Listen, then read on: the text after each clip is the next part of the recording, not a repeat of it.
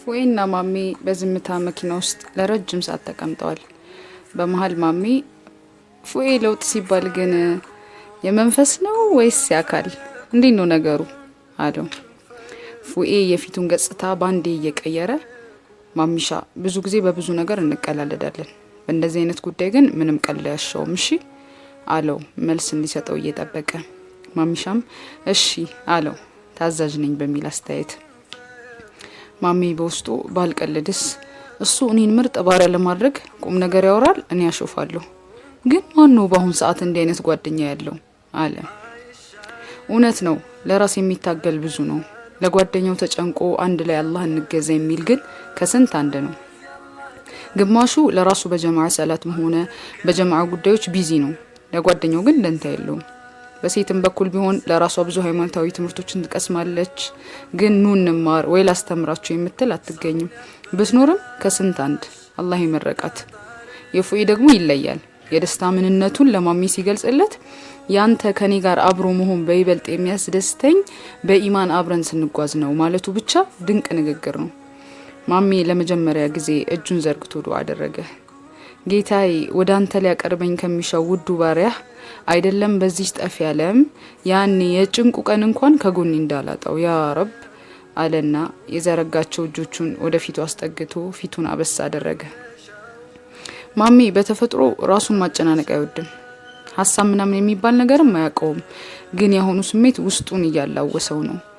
ድንገት ደከም ያሉ ሽማግሌ ከማሚ መኪና ፊት ድቅን አሉ። መስታወቱን ወረድ አረገና ትኩር ብሎ አያቸው። ያቁናል እንዲህ በሚል አስተያየት። ሰውየው በጣም ከማርጀታቸው የተነሳ ፊታቸው ጭምድድ ብሏል። የለበሱትም ቲሸርት ነገር ነው። ከራሳቸው ላይ ጥምጣም ጣል አድርገዋል። ምንም አላሉትም። ማሚ ግን ውስጡ የሀዘን ስሜት አየለበት። በዚህ እድሜ ሰው ፊት መቆም እያለ ውስጡ ጋር ያወራል። ሳንቲም ቢጤ ልጠይቁ እንጂ መቼስ ለዚያራ አይደል እያለ የሱን የመኖሪያ ቤት፣ የሚይዛቸው መኪናዎች፣ በሰዓቱ ተሰርተውና ተመርጠው የሚቀርቡለት ምግቦች ድቅን አሉበት። ወይ ዱንያ አለና ወደ ኋላው ወንበር እጁን ልኮ ጃኬት መሰል ነገር አወጣና ይቺን ደርቧት አባባ ብሎ ከኪሱም የተወሰኑ አረንጓዴ ብሮች ሰጣቸው። ልጅ እንዴት ምንም ሳልጠይቅ ልሰጠኝ ቻልክ አሉት። ማሚ ደንገጥ አለ። ሊጠይቁ አልነበር ይሁን እንዴ ብሎ መለሳልና አረ እንዲሁ ነው ዝም ብዬ ነው ደስ ስላለኝ አላቸው። ጃኬቱን በዝግታ እየለበሱ አግብተሃል ብለው ጠየቁት። አረ አላቸው አጠር አድርጎ። እንግዲያውስ ከሐራም ነገር የምታለብስ ሚስትና የሪዝቅ መክፈቻ ቁልፍ ይስጥህ አሉት። ማሚ ሞቅ ብሎት አሚን አሚን አባባ አለ። ፉኤም ቀበል አደረገና አረ ለኔስ አባባ አላቸው። ጓደኛ ሆነን ብለው ጠየቁት። አዎ ወንድሜም ጭምር ነው አላቸው። እሱን ድረህ አንተ ተከተል አሉት። ሁለቱም ሳቁና ተሰናበቷቸው። ፉኤ እሺ ማሚ ጉዞ ወዴት ነው አለው። ባባ ጋር እስኪ ደረስ ብዬ ልምጣ አለው። አታነብም? ኧረ አላነብም አለው ማሚ እሱና ጥናት የተገናኝተው። እሺ በቃ ቤቴ ጣል አድርገኝ አለው። ማሚም ፉኤም ቤቱ አድርሶ ወደ አባቱ ሆቴል አመራ።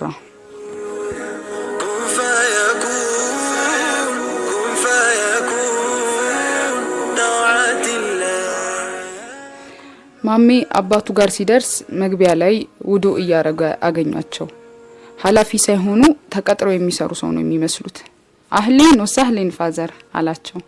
ቀናሉና መሐመድ ዛሬ እንዴት ነው ባክህ? የጧት ወሬ ናት አላስችል ብለኸኝ ነው አይደል አሉት። እንደውነቱ ከሆነ ማሚ ትዝም አላለውም ነበር። ለካ ጠና ያሉ ነገራቶችን እናወራለን ብለውት ነበር።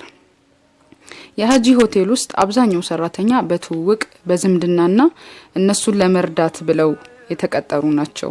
ብቻ ማደግ ያሳንሳል ይላሉ ሁሌ። ከክፍለ ሀገር ዘመድ ብለው ያሰቡትን ሁሉ ለመርዳት እያሉ እዚህ ለስራ ያቋቁማቸዋል። የሚፈልጉትን ማንኛውም ነገር ያሟሉላቸዋል። ሀጂ በጣም ድንቅ ባህሪ ያላቸው፣ ሰውን መርዳት ቋሚ ጉዳያቸው ነው።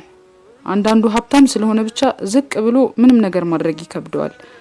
በአቅም እንኳን የሆነ ነገር ባለቤት ከሆኑ አይጣል ነው። ሀጂ ደግሞ ያኔ መሰለ የተንጣለለ ሆቴል እያላቸው ዝቅ ብለው ሲውሉ ተቀጣሪ ነው የሚመስሉት። ቢሮ ጠብቀኝ ልጄ ዱሃን ሰግጄ መጣሁ አሉት። እሺ አባዬ አለና ማሚ ወደ ሊፍት አቀኑ። አልደከመ